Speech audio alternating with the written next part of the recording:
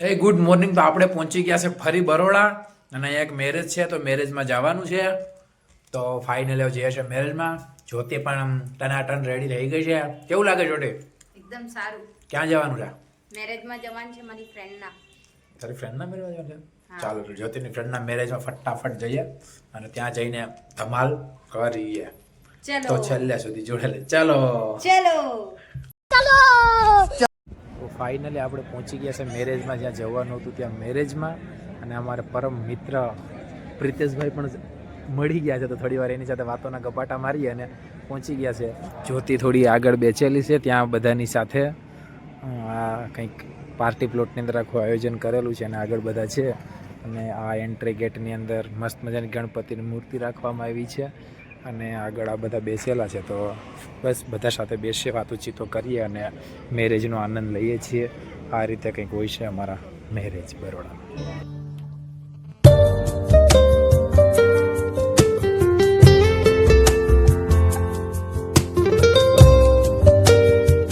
માટે આવ્યા છે જમવા માટે. તો જમવાનું ચાલુ થઈ ગયું છે. ફટાફટ તૂટી પડીએ જમવામાં.